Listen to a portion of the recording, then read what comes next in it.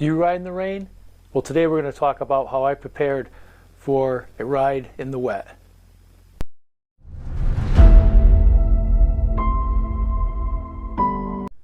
There are a few things you need to do to prepare for a ride, knowing that you're going out in the rain.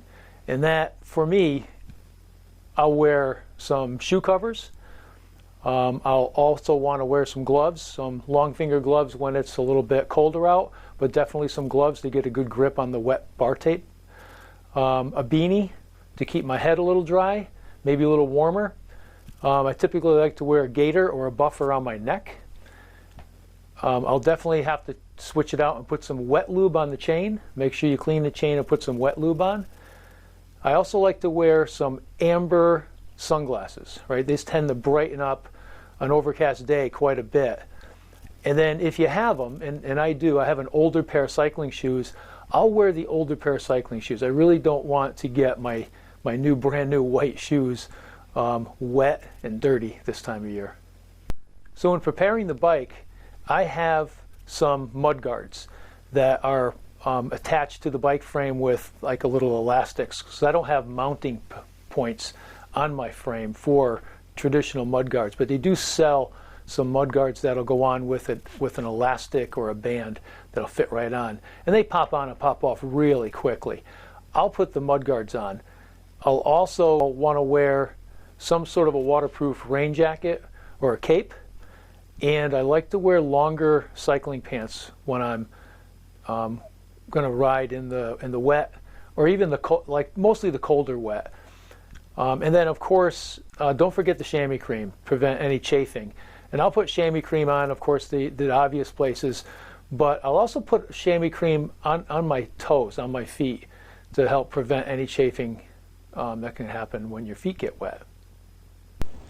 Hi, so I'm about 14 miles into the ride, and I thought I'd pull over to the side a little bit, just kind of talk about some things to watch out for when you're riding in the rain or in the wet.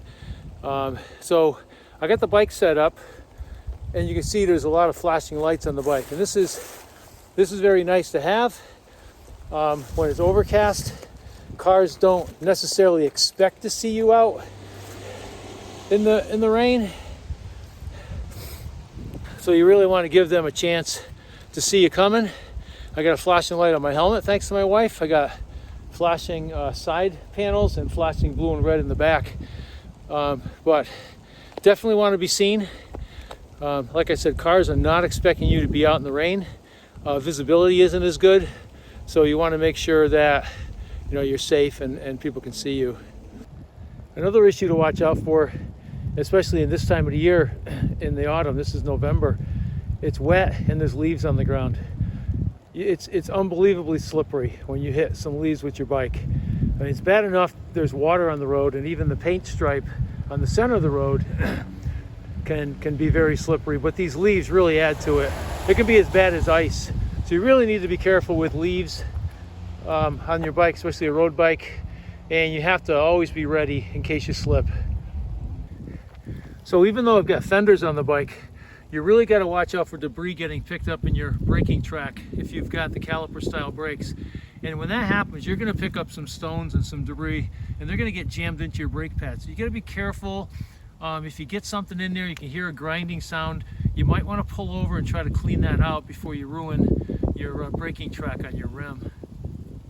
So after the ride, when you're done, you really need to clean your bike off. The debris and dirt and sand tend to kick up quite a bit when the road's wet, and you're going to want to wash your bike off really well when you get back. And then after you wash your bike off, make sure you lubricate your chain set, right? Lubricate your derailleur, your sprockets, your chain, and wipe that down really well with a nice clean lubrication on there.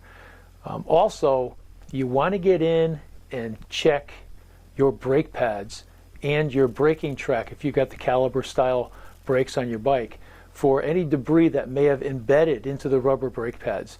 That's typically going to happen. It happens a lot on my bike when I'm on a ride, so this is something that I always like to check. Clean them out with a little pick, inspect your brake track, and clean that up to make sure there's no high spots that are going to grab. So while you're riding, there's a few things to watch out for. One main thing that you need to be aware of is that there's some jokers out there in cars that are going to want to take advantage of a puddle, and they're going to dive into that puddle and they're going to try to splash you when you're riding. Now this happens on occasion on the rides.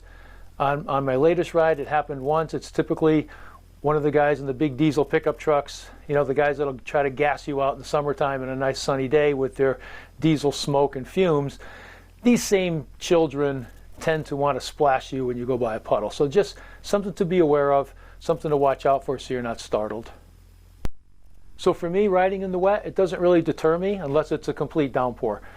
If it's overcast, scattered showers, you know, if I get up in the morning and I'm excited to go for a bike ride and I can see it's rained a little bit, that's not going to stop me. I'm just going to prepare like I just reviewed, and I'm going to go out on a bike ride, and I'm going to have a lot of fun. I typically do. So I hope you try it out, and I hope you have a good time on your ride as well.